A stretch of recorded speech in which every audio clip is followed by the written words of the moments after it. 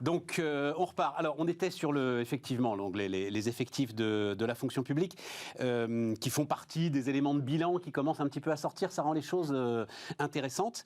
Et donc, là, ce que je lisais récemment, c'est que, voilà, Anne-Sophie, là, pour le coup, tu vas pouvoir... Macron cherche à valoriser l'effet du quoi qu'il en coûte, et notamment les fameux 100 milliards d'euros du plan de relance.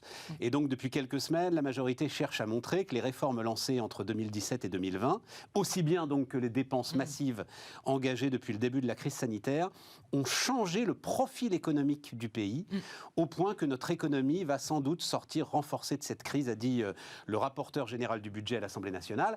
Et on a eu la séquence Choose France, donc c'était en début de semaine. Ça devient un marronnier, ça, d'ailleurs. Hein. Je trouve que... C'est un marronnier. D'ailleurs, on aurait dit choisir la France, ça aurait pu... Ouais, et puis bon, maintenant, on nous met des investissements...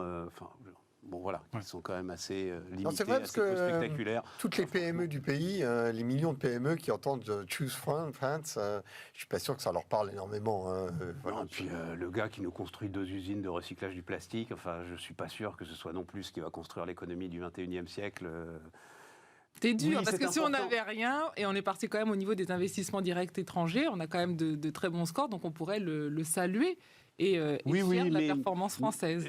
J'aimais bien au début, mais là, cette espèce de récurrence annuelle, si tu veux, avec des investissements qui sont en plus de moins en moins spectaculaires. Oui, voilà, c'est la survente qui me gêne un peu. Mais Anne-Sophie, donc, en gros, cette idée, c'est que oui, ce qui se passe en ce moment est le résultat direct de la politique menée depuis 2017. Est-ce que tu participes à cet enthousiasme Alors, en macroniste? effet, il y a un vrai impact. Après, en effet, quand on met en place une politique économique, c'est plutôt sur 6-7 ans qu'on voit les effets. Donc, c'est vrai qu'on voit dans les échanges démocratiques, on l'a vu par exemple en Allemagne, c'est souvent en effet le mandat d'après qui peut profiter des réformes économiques. Bon, alors ça, c'est exemple Merkel-Schröder, Schröder-Merkel. Exactement. Voilà. Donc ça, c'est un vrai sujet. Ce qui a aussi un débat sur le fameux quinquennat. C'est vrai qu'avant, on avait 7 ans. Et donc, ça permettait des fois aux locataires de l'Élysée, en tout cas, de présenter un bilan qui, là, pour le coup, était plus concret. Donc une fois qu'on a dit ça, on voit que c'est notamment sur tout ce qui est industrialisation, compétitivité, où il y a énormément de choses, mais pas que sous Macron. On a eu sous Sarkozy, sous François Hollande, il y a eu des choses de rendre la France plus compétitive. Ce que tu nous dis, c'est que là, Macron, par exemple, profite du CICE, profite de ce qu'on avait appelé le Barnum El Khomri, de l'ensemble des réformes droit du travail, depuis plus de 10 ans, exactement, pour être plus attractif, plus compétitif. Mais ce qui est intéressant, c'est sur le plan de relance. C'est vrai qu'économiquement, normalement, un plan de relance, c'est injecter des liquidités pour justement essayer d'avoir du rattrapage et pour ce qui a été détruit pendant la crise puisse être recréé pour revenir au niveau d'avant-crise.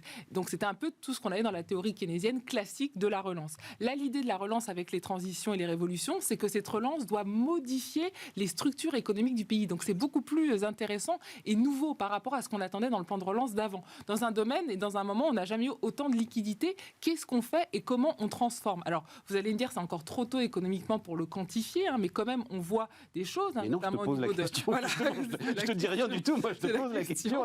On le voit en tout cas, alors surtout avec les crédits d'impôt, parce que ça, c'est vrai que c'est assez facile de voir quand les ménages utilisent ou pas. On voit que sur tout ce qui est écologisme, ça fonctionne, tout ce qui est rénovation. Et ça, ce sera vraiment... alors, c'est vrai que c'est un peu un totem qu'on entend souvent et on se dit, alors on investit dans la rénovation des bâtiments, mais c'est colossal, notamment en termes de consommation d'électricité et d'énergie, notamment pour les ménages ayant les revenus les plus bas. Donc ça, c'est vraiment indispensable. Donc là, on voit que toutes ces aides, même par exemple pour les véhicules électriques, ont quand même globalement bien fonctionné. Donc on voit que ces plans de relance qui modifient en fait les comportements de consommation des consommateurs fonctionnent. Donc ça, c'est vraiment nouveau. Et là, on peut dire en ça que ce plan de relance, au lieu de juste dire, on fait le quoi qu'il en coûte et puis on injecte, avec 3 plans, mais c'est le cas en France, mais également au niveau européen, le Green Deal qui est conservé, la numérisation, eh bien ça fonctionne. En tout cas, ça lance, on va dire, une stratégie. On en parlait tout à l'heure en disant, c'est ce que a les États-Unis. On essaie avec cette relance de le faire au niveau européen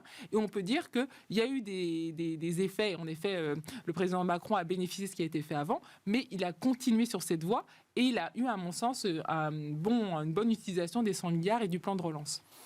Bien. On est ravis. Moi, je souscris à cette vision optimiste. Non, mais je voudrais quand même que vous notiez que toute la révolution macronienne était la capacité à essayer de donner à l'initiative privée sa juste place dans l'intérêt général. Et c'est une voie de crête qui n'est pas facile à trouver. Moi, je trouve qu'elle n'est pas allée assez loin sur la capacité à donner aux acteurs privés la place qui devrait être la leur. Et j'en veux pour preuve cette heure et demie passée à expliquer comment on va dépenser 30 milliards pour dessiner la France de demain. Je ne suis pas certain que ce soit comme ça. Si, parce que justement, il y a un plan, il y a une vision. On en parlait tout à l'heure et vous disiez pourquoi aux États-Unis ils ont justement les Google, etc. Parce que justement, il y a une vision stratégique, ce qu'on n'a pas en Europe et en France. Donc là, quand il essaie de l'esquisser, d'avoir un plan, on ne peut pas dire je vois pas. Je ne suis pas là, nous différons avec bienveillance et civilité. Et civilité, c'est que je ne suis pas totalement certain, avec toutes les qualités qui sont les siennes et les qualités de tous les fonctionnaires qui l'accompagnent. Et justement, il a donné, il a dit au secteur privé, il y avait le secteur privé, c'est à vous. Moi, je suis l'État, je ne pourrais pas tout financer. C'est à vous de le faire. Quand même vous dire que sur un sujet aussi stratégique que notre indépendance numérique, d'avoir suivi de très près, c'est un peu mon boulot, l'implication des acteurs privés autour de la notion de cloud souverain, de voir toutes les entreprises et tous les savoir-faire que nous avons en France et en Europe, et de voir sortir comme solution le cloud de confiance avec qui à sa tête Google, c'est pour moi la démonstration que ça ne va pas.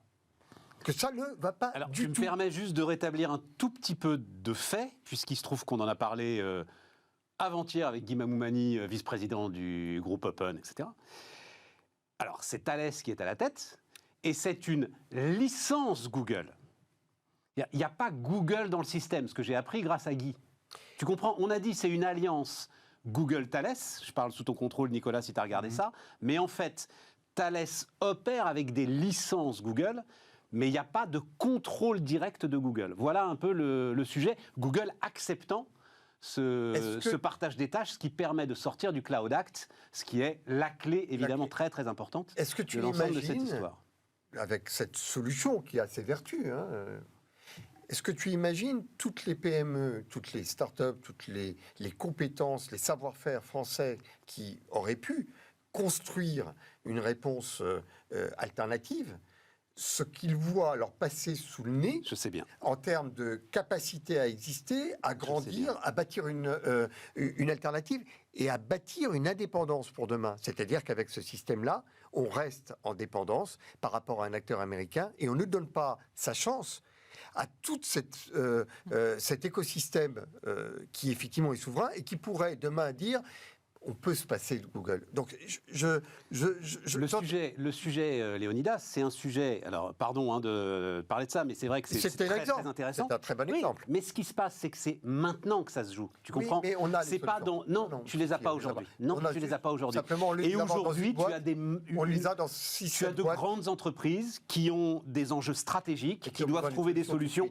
maintenant. Tout de suite. Voilà. Je suis conscient du problème et je suis conscient effectivement que là où Google a une solution clé en main, ou Amazon ou Microsoft, nous, il faudrait que... Et donc s'appuyer sur Thales, c'est moins pire, on va dire ça comme ça. 7 entreprises françaises qui misent ensemble sont capables de faire la même chose. Donc c'est un peu plus compliqué et je sais, ça nous ramène au sujet que l'on avait tout à l'heure, c'est qu'il y a 5 boîtes américaines qui dominent tous les sujets. Nous, en face des 5, on en a 100. C'est plus compliqué. On a essayé de faire bosser Orange, SFR, Atos, ensemble, etc. À chaque fois, on n'y arrive pas. C'est une catastrophe.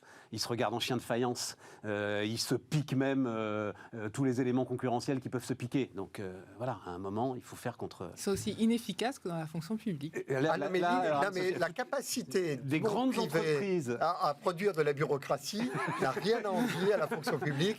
Vous voyez, il y a plein de sujets sur lesquels nous tombons d'accord. Moi, je voudrais juste revenir sur la notion de Macron en campagne, parce que j'aime bien le côté positif, j'aime bien le côté visionnaire, mais bon, quand on arrive à mettre 20 points de dette supplémentaires, qu'il s'agit de dépenser de l'argent, c'est pas l'exercice le plus compliqué, quoi, d'arriver à... Il n'y a pas qu'en France. Hein. Voilà. C'est vrai que c'est pas compliqué. Non, mais c'est pas compliqué. Arroser le jardin, c'est pas compliqué. C'est même quand vous levez de l'argent, vous avez réussi à lever de l'argent, le dépenser, c'est pas le plus compliqué, c'est d'avoir des résultats et puis de pouvoir arriver à montrer comment vous vous allez être rentable ensuite. Donc moi, ce qui m'intéresserait, en revanche, c'est maintenant qu'on va dépenser, c'est super, on a dépensé, on a fait un plan, quoi qu'il en coûte, ce qui a soutenu les ménages, ce qui a soutenu les entreprises. Le taux de chômage. Voilà. Maintenant, comment on va revenir dans une politique de gestion saine, parce qu'à un moment donné, on ne crée pas de la croissance avec de la dette. On crée de la croissance avec de l'innovation, avec de la productivité, mais on n'a jamais créé de croissance avec de la dette. Et pour le moment, la démonstration, elle n'est pas faite. Et si elle reste dans cette situation-là, ça va nous revenir dans le nez assez violemment. On parle de souveraineté numérique, quand on n'aura même plus les souverainetés financières, on ne parlera plus de souveraineté tout court. Donc moi, je suis un tout petit peu dubitatif, parce que je trouve que l'exercice, il est à moitié fait. Anne-Sophie. Par rapport aux 20 points de PIB, donc, en effet, ce n'est pas qu'en France. Les autres pays aussi sont massivement endettés, même les États-Unis qui ont mais on n'avait pas le même point de départ. Non, mais la jauge est remontée pour tout le monde. Quoi. Ouais. Voilà. D'ailleurs, il y a les débats actuellement, qui est une proposition de la Commission pour revoir le pacte de stabilité, pour repenser justement les critères de 100% d'endettement, 3% de déficit, pour justement parler de soutenabilité plus de dette, parce que c'est ça qui compte financièrement, que des niveaux, alors que vous avez des économies qui n'ont rien à voir. Donc, je pense qu'il faut beaucoup plus être sur la soutenabilité, est-ce que notre dette est soutenable, que sur les taux qui, en fait, voilà, l'Italie a été très tout longtemps en excédent primaire, alors qu'ils ont une dette qui est bien plus importante que la nôtre. Donc c'est ça, à mon sens, le seul chiffre qu'il faudrait retenir, mais même pour toi, chef d'entreprise, je suis tout à fait d'accord avec Anne-Sophie. En fait, le seul chiffre qu'il faudrait retenir, c'est ce que te coûte le service de la dette rapporté à tes rentrées fiscales. Point à la ligne. Comme toute dette, en fait. Ouais. Voilà, comme toute dette, oui. Combien ça te coûte chaque année au regard de tes revenus. Et puis juste par rapport aux 20 points de PIB, quand même... Et ça te coûte de moins en moins cher en ce moment. Vous avez fait le bilan, donc oui, toutes les entreprises n'ont pas fait faillite, on a gardé un taux de chômage, même on a eu plus de création d'emplois. Enfin, quand même, il faut se rappeler, au début de la crise, c'était ce que on parlait quasiment de la fin du monde. Moi, je me souviens, on faisait des papiers en économie en disant on va avoir 15% de récession, enfin, c'est vraiment la fin du monde. Là, tout de même, on peut voir, alors vous me dites en effet, on a fait les 20 points de PIB, mais il faut quand même regarder, les entreprises et les ménages ont bénéficié les premiers de ça. Et ça vous permet d'avoir une société, alors bien sûr, il y a toujours des inégalités, beaucoup de choses à faire, mais en tout cas, vous avez eu des créations d'emplois, vous avez conservé le taux de chômage. On a vu l'expérience. Alors justement, c'est grâce à l'expérience de 2008, on n'a pas du tout fait pareil. On n'a pas fait les mêmes erreurs. 2008, qu'est-ce qui s'est passé? On n'a pas eu les politiques monétaires coordonnées, et surtout après, une fois qu'on avait donné l'argent, on s'est dit attention, on va désendetter l'Allemagne, l'Italie en 2 ans. Donc du coup, on fait des politiques excessivement fortes, et donc on n'a plus du tout de croissance potentielle, et donc on continue l'effet boule de neige de la dette. Là, ce qu'on se dit, attention, on va avoir une trajectoire de désendettement. Ce qui compte, c'est la soutenabilité et les réformes qu'on va essayer de mener. Mais l'objectif, c'est pas de retrouver le niveau d'endettement en 3-4 ans. Et en plus, ça ne sert à rien, parce que comme vous l'avez dit, ça aura un impact sur la croissance. Sur les 20 dernières années, on n'a jamais donné aucun signe de désendettement, de gestion saine des... Ah non, mais sur les 20 dernières années... avec Sarkozy, un petit moment.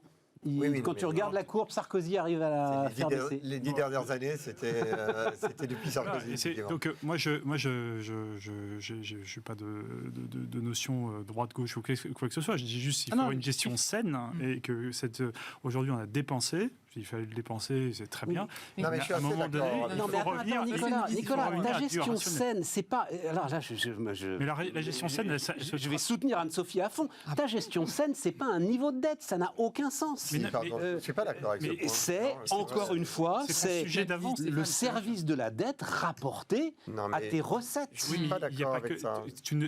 L'endettement, il n'est pas que pour pouvoir soutenir les entreprises, il est en même temps pour soutenir la pour payer la fonction publique, l'État, etc. À la fin, on est quand même tous les ans sur un déficit. C'est ça le problème. C'est que ce sujet soit soulevé par la France, c'est un vrai sujet, c'est un vrai problème, parce que j'ai l'impression d'un ménage qui vient de toucher son... C'est pas un ménage. L'État n'est pas un ménage, n'a pas Versailles ou la Tour Eiffel. Donc ça n'a rien à voir. On ne peut pas comparer un ménage par rapport à l'État. C'est vraiment... On a soudain cette manne qui est là. Non, pardonnez-moi, je voudrais juste... Cette manne ne me dérange pas. Mais là où je rejoins Nicolas, c'est que cette manne se rajoute à un déficit structurel que l'on avait sur le train de vie de l'État, sur effectivement payer la fonction publique, sur les réformes qui n'ont pas été accomplies. Parle du déficit public annuel, ça me va, mais là je veux bien, mais pas de la dette, pas du niveau de la dette. C'est les deux ajoutés. Et d'ailleurs, l'addition des deux. Et d'ailleurs, ce cher Bruno Le Maire, que dans la réforme du pacte de stabilité, j'ai bien entendu Bruno Le Maire qui dit il n'est pas question de toucher à la règle des 3% de déficit public. Celle-là, elle est importante. Il faut juste prendre acte que 100% de dette sur PIB, aujourd'hui, c'est tout à fait gérable, et que donc, il ne faut surtout pas, comme l'a très bien expliqué Anne-Sophie, essayer de la réduire maintenant pour revenir dans les clous. Ce serait une catastrophe économique, une erreur économique majeure. Voilà. Mais le déficit public, oui. Oui, le déficit public, mais bon, le fait est également que nous n'avons pas accompli les grandes réformes qui pourraient baisser le train de vie de l'État.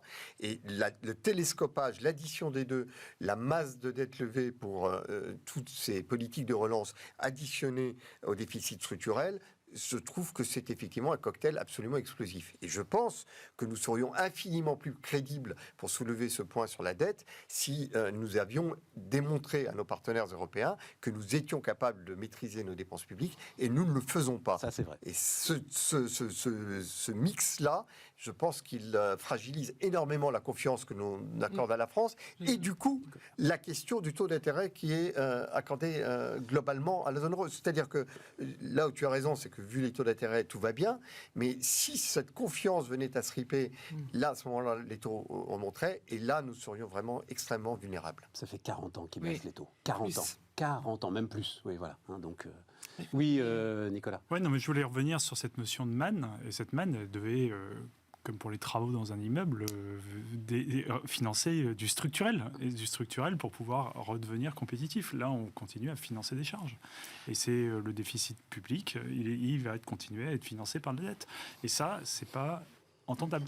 Alors, moi, juste pour finir sur... Mais je t'en prie, mais on est bien, c'est un débat intéressant. Les données, en tout cas, sont pas celles-ci. On en a parlé dans le plan de relance. Sur les 100 milliards, vous avez quand même, là, on a parlé des crédits, justement, d'essayer d'avoir de l'argent qui modifie le comportement des consommateurs. Donc là, c'est pas de la subvention ou de l'argent que vous donnez à quelqu'un, c'est essayer justement de changer. Vous avez eu des baisses, notamment sur les impôts de production. Donc vous avez quand même des choses qui sont faites pour justement qu'on soit plus compétitif. Vous avez parlé du CICE, donc il y a quand même beaucoup de choses qui ont été faites dans ce sens. Alors peut-être pas assez de résultats, mais on ne peut pas dire qu'il y a absolument rien et que toute cette manne, c'est juste du don et puis c'est tout. Ça, et puis l'autre élément par rapport aux Allemands, parce qu'il y a toujours cette crédibilité, et là ça va être intéressant avec les élections, parce que ce couple franco-allemand peut proposer des choses. Qu'est-ce qui se passe en Allemagne ? En Allemagne, justement, ils ont eu cette politique d'assainissement des finances publiques, et qu'est-ce que dit aujourd'hui le nouveau chancelier quand il voit l'état de l'investissement justement public en Allemagne, où vous n'avez pas accès au 5G, où vous avez raté la transition dans le secteur automobile au tout électrique, qui est quand même, on parle des Allemands et de la voiture allemande. Donc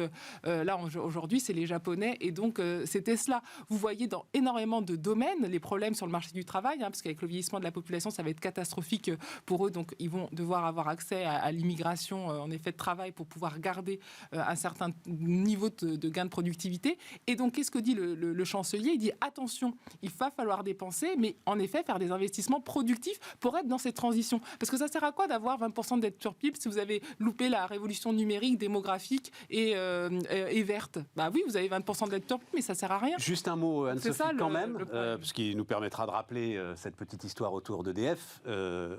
Donc là, on est en train de dépenser tranquillement plus de 20 milliards d'euros dans le sable pour lisser, pour limiter à 4%. Là, voilà. Donc ça donnerait 20 milliards d'euros. C'est de la démence. 20 milliards d'euros. Je ne vais pas refaire le sketch parce que je l'ai fait hier. Cette histoire me Aux États-Unis, on a eu la monnaie point. hélicoptère avec le chèque Trump aussi, pendant la crise.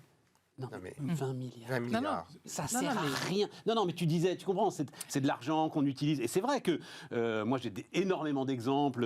Ils sont venus ici, on les a racontés sur Bismart, notamment de PMI, de petites et moyennes entreprises industrielles qui se sont modernisées avec des dons de 100 000, 200 000, 300 000 euros grâce au plan de relance. C'est extraordinaire, ça d'accord. Mais là, pas 20 milliards. Bon.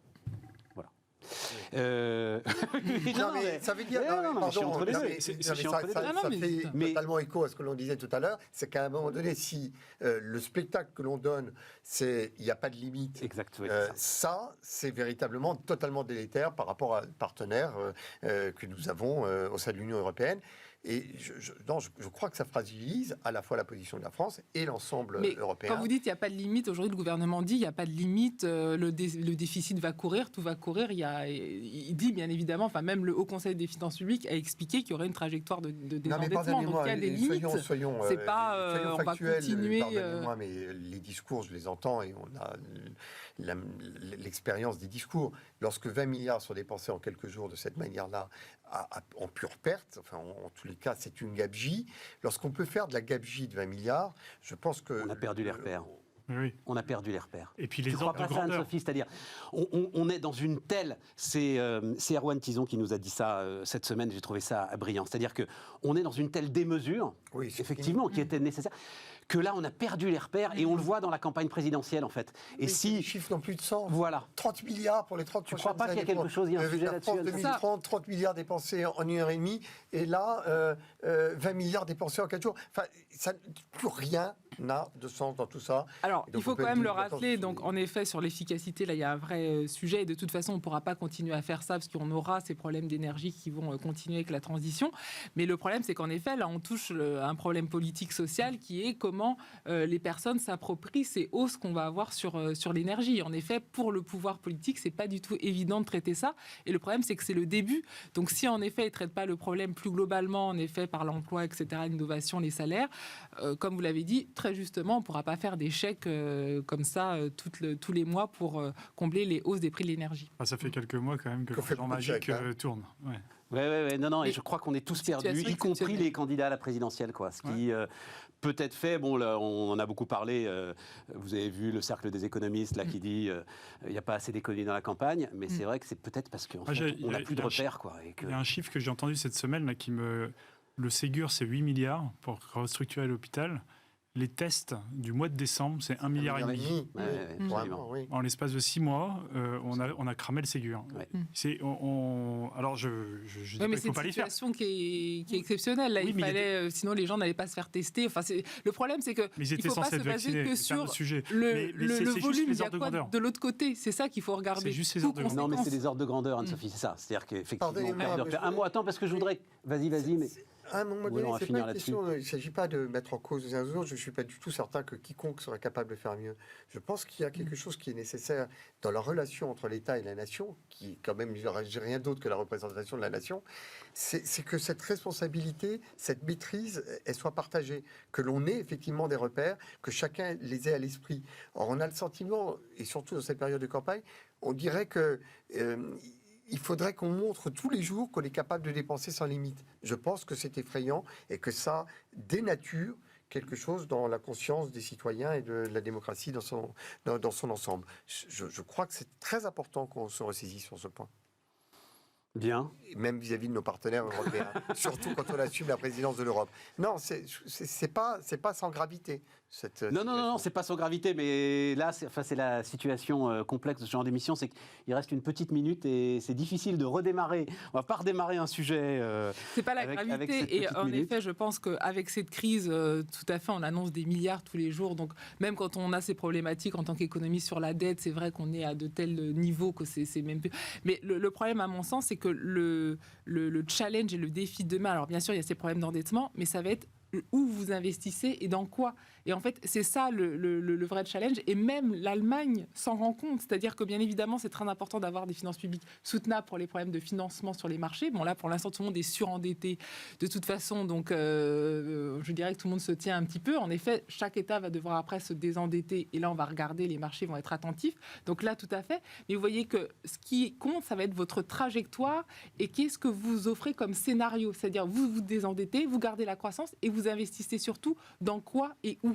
Et ça, à mon sens, va vraiment prendre le pas sur juste, on a une bonne efficience des dépenses publiques, il faut faire de la dépense publique, mais il faut qu'elle soit efficace et il faut qu'elle soit dans l'investissement Et on va public. Juste abonder dans votre démonstration en vous disant que si on alloue mal les capacités en faisant croître les effectifs d'administratifs dans la fonction Mais je viens de publique, dire qu'il faut bien les allouer, justement, bien dans les l'investissement allouer. productif. Oui, mais bien Tout à les fait. allouer. Et ma crainte, c'est que le discours puisse être magnifiquement enrobé, et je ne doute pas de la capacité de ceux qui l'enrobent à bien le faire. Je crains malheureusement que tout ce qu'il y a derrière nous rende très inquiets sur ce qu'il y a sous Oui, le qu'on capot. fasse de la dette, mais que ce ne soit pas du productif, mais juste de l'alourdissement Oui. et de Comme la... le disait Nicolas, nous validation avons de quand même capacité. 40 ans de passif qui montrent qu'on sait très très bien faire ça, de la mauvaise dette.